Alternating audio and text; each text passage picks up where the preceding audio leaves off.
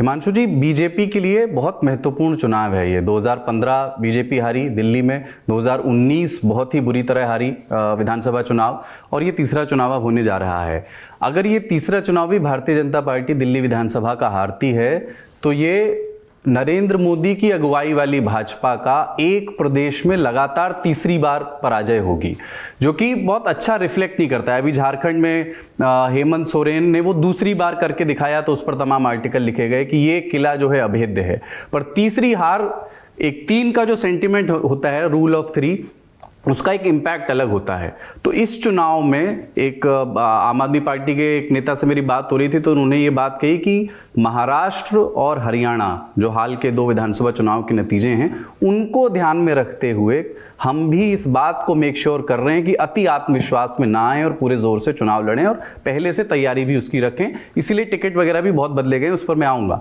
लेकिन बीजेपी के point of view से इस चुनाव को जीतना कितना महत्वपूर्ण है, उसके लिए बीजेपी किस हद तक जाने वाली है इस बार, रणनीतिक तौर पर कौन से बिंदु हैं जो अभी स्पष्ट है? देखिए, मुझे लगता है रणनीतिक तौर पर भारतीय जनता पार्टी बहुत स्पष्ट इस बार लड़ाई लड़ना चाहती है, क्योंकि 15 और 20 का चुनाव बहुत बड़े मार्जिन के साथ चुनाव हारी है भारतीय जनता पार्टी। भारतीय जनता पार्टी ने इस बार ये सोचा है कि प्रवेश वर्मा, उनको चुनाव लड़ाया जाए, रमेश बिधूड़ी जो दक्षिण दिल्ली से सांसद थे, उनको चुनाव लड़ाया जाए। इस तरीके के तमाम बड़े चेहरों को जो है वो पार्टी उतारना चाहती है। बरखा सिंह है, जो दिल्ली वुमेन कमीशन की चेयरमैन होती थी कांग्रेस में जब वो विधायक थी, उसके बाद उनको फिर से आरके पुरम सीट से मैदान में उतारा जा सकता है। तो कई ऐसे चेहरे हैं जहां भारतीय जनता पार्टी नए प्रयोग करना चाहती है।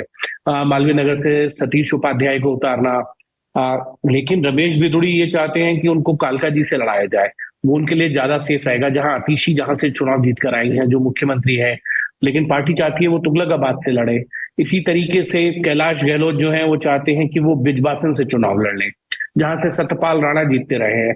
लेकिन अब वो कैलाश गहलोत पार्टी चाहती है वो नजफगढ़ सीट से लड़े। आपने बताया कि रमेश बिधूड़ी चुनाव लड़ सकते हैं, प्रवेश वर्मा हो सकता है चुनाव लड़ें, पर क्या स्मृति ईरानी और डॉक्टर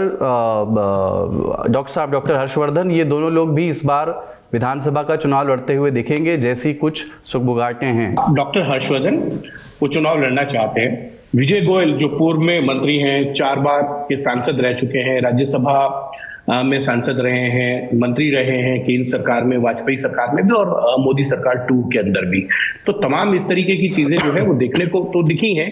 लेकिन स्मृति ईरानी एक बड़ा चेहरा है भारतीय जनता पार्टी की। अमेठी में अभी उनकी हार हुई है, लेकिन 2004 के अंदर उन्होंने लोकसभा का चुनाव जो है चांदनी चौक सीट से चुनाव लड़ा था कपिल सिब्बल के खिलाफ। वहां वो चुनाव हार गई थी। दिल्ली में पली बड़ी हैं, पढ़ी दिल्ली में है। तमाम उनकी जो ये कहें कि स्कूलिंग और कॉलेजिंग, वो सब दिल्ली का है। तो और दिल्ली में एक पंजाबी चेहरे है, ऐसा नहीं है। आप देखें कि पिछले कई एक्सपेरिमेंट भारतीय जनता पार्टी ने किए हैं। मदन लाल खुराना के नेतृत्व में 2003 में भी गए, चुनाव हारे। विजय कुमार मल्होत्रा पंजाबी चेहरा, चुनाव हारे। 13 में हर्षवर्धन बढ़िया कम्युनिटी से आते हैं। भारतीय जनता पार्टी लगभग जीत के करीब पहुंची लेकिन जीत नहीं पाई, चुनाव हार गई। 15 में किरण बेदी को लेके आए। उधार की लठेत थी, जिनको मैं हमेशा कहता हूं कि भारतीय जनता पार्टी उधार की लठेतों पे ज्यादा विश्वास करती है। 1 हफ्ते के अंदर तो वो मुख्यमंत्री की कैंडिडेट हो गई थी ज्वाइनिंग के बाद। बहुत बड़ी हार भारतीय जनता पार्टी को मिली थी। 20 में भारतीय जनता पार्टी ने किसी को चेहरा नहीं बनाया, तो भी भारतीय जनता पार्टी को बहुत बड़ी हार मिली। अब 25 का विधानसभा चुनाव है, और ऐसे में भारतीय जनता पार्टी को यह सोचना होगा कि अरविंद केजरीवाल एक बड़ा चेहरा है, इसमें कोई दो राय नहीं होनी चाहिए। और अगर उनके सामने कोई चेहरा नहीं होगा तो उसका नुकसान भारतीय जनता पार्टी को जरूर मिल सकता है। स्मृति ईरानी बहुत अच्छी कैंडिडेट हो सकते हैं, लेकिन ये पार्टी को डिसाइड करना है कि उनको चुनाव लड़ाना है नहीं लड़ाना, किस सीट से लड़ेंगी, कहाँ, कैसे, किसी पंजाबी सीट से या नई दिल्ली से। लेकिन वहां से प्रवेश वर्मा का लगभग नाम चल चुका है। तो ऐसी कौन सी सीट से स्मृति ईरानी को लाके लड़ाया जाए दिल्ली की, क्योंकि उन्होंने दिल्ली में सिर्फ चांदनी चौक से लोकसभा लड़ा। क्या वो वेस्ट दिल्ली से चुनाव लड़ना चाहेंगी या नई दिल्ली की किसी और विधानसभा सीट से चुनाव लड़े? मालवीय नगर है, ग्रेटर कैलाश है, जंगपुरा है, या फिर कस्तूरबा नगर है। तमाम सीटें हैं ऐसी कई, या राजेंद्र नगर की सीट है, करोल बाग है। इन सीटों से चुनाव लड़ना चाहेंगी।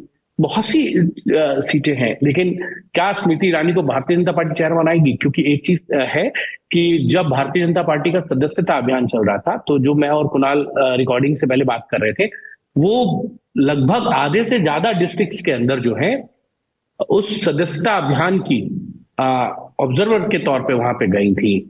ये एक पार्टी ने, मुझे लगता है, चेक एंड बैलेंस करने की कोशिश की होगी, थोड़ा सा लिटमस टेस्ट कर ले कि क्या रुख है, वो भापा होगा और भारतीय जनता पार्टी सर्वे करा रही होगी। अंत में मुझे लगता है फैसला भारतीय जनता पार्टी की आलाकमान को लेना है कि वो चेहरा किसको बनाएंगे, स्मृति ईरानी या कोई अन्य चेहरा, या कोई अरविंद केजरीवाल के सामने ऐसा चेहरा जो उनको टक्कर दे। विजय गोयल जो है वो बढ़िया समाज से आते हैं, हर्षवर्धन भी बढ़िया समाज से, तो उनको, लेकिन मुझे लगता है कि अब इन चेहरों पर भारतीय जनता पार्टी बहुत ज्यादा स्टेक नहीं लगाना चाहेगी जी। क्योंकि विजय गोयल को 2020 में भी जो है भारतीय जनता पार्टी ने, उनकी राज्यसभा समाप्त हो रही थी और उनको चुनाव नहीं लड़वाया था यहाँ, और मंत्री भी नहीं थे वो केंद्र में। तो तमाम इस तरीके की चीजें हैं। हर्षवर्धन को जिस तरीके से टिकट भी नहीं दी गई, उनको मंत्री पद से 2021 में हटाएगा। तो मुझे लगता है, खैर लॉटरी किसकी लग जाए नहीं लगे, विष्णुदेव सहाय छत्तीसगढ़ में इसका उदाहरण है। 2019 के लोकसभा चुनाव में उनका टिकट काट दिया था लोकसभा का, लेकिन फिर भी बहरहाल पार्टी ने सर्वे कराए होंगे और सर्वे के आधार पर बीजेपी तय करेगी कि मुख्यमंत्री के चेहरे के साथ जाना है या नहीं जाना है।